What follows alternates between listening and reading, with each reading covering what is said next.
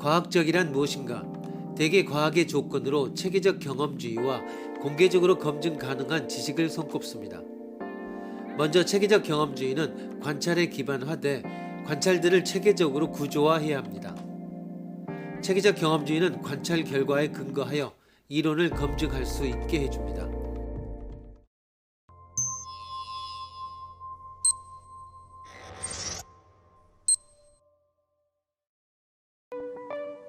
갈릴레오는 목성 주위를 돌고 있는 달들을 보았다고 주장하였다. 다른 천문학자인 프란세스코 시지는 갈릴레오를 공박하려고 애를 썼다. 머리에는 7개의 창문이 있다. 2개의 콧구멍, 2귀, 2눈, 그리고 입이다. 마찬가지로 하늘에는 2개의 길성, 2개의 흉성, 2개의 발광체, 그리고 홀로 희미하고 중성적인 수성이 있다. 이 사실, 그리고 7개의 금속 등과 같이 일일이 세기도 지겨울 만큼 많은 자연의 유사한 현상들로부터 우리는 행성의 수가 필연적으로 7개라는 사실을 얻게 된다. 라며 주장을 이어갔다. 또 위성이라는 것은 맨눈에는 보이지도 않기 때문에 지구에 아무런 영향을 미칠 수 없으며 쓸모없는 것이고 따라서 존재하지도 않는다. 시지가 범하고 있는 논리적 오류를 지적하시오.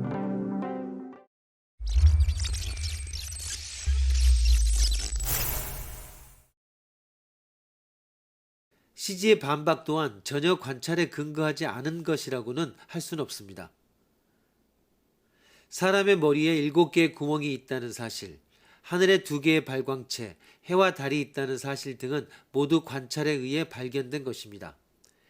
그러나 시지가 가치 있는 관찰 자료라고 생각한 것은 모두 맨눈으로 간단히 관찰할 수 있는 것뿐입니다.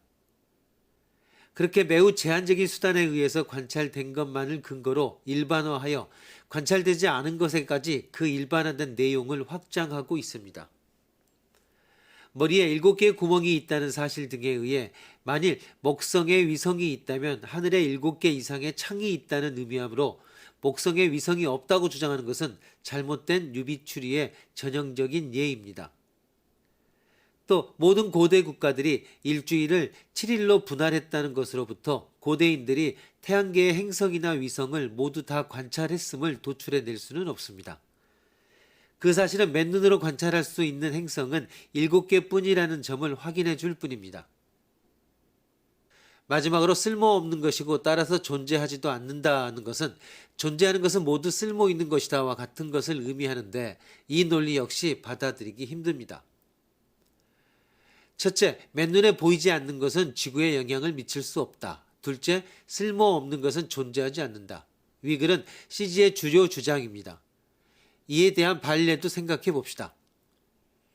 첫째, 세균이나 산소 등은 맨눈에 보이지 않으나 지구에 매우 큰 영향을 미치고 있습니다. 둘째, 시지의 논리를 그대로 따르면 달의 뒷면에 있는 흙알갱이 하나는 맨눈으로 관찰할 수도 없고 우리에게 전혀 쓸모가 없으므로 존재하지 않는다. 그렇다면 달의 뒷면에는 흙알갱이가 하나도 없다는 결론이 나오는데 이는 시지조차 받아들이기 힘든 결론일 것이다.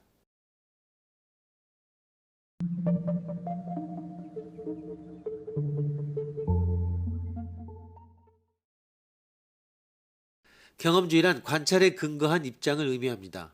과학자들이 관찰한 것을 근거로 그것을 조사함으로써 세상에 대한 사실들과 원리들을 찾아내는 것은 당연하게 들립니다. 하지만 이 말이 당연한 것처럼 들리기 시작한 것은 불과 2세기 전에 지나지 않습니다.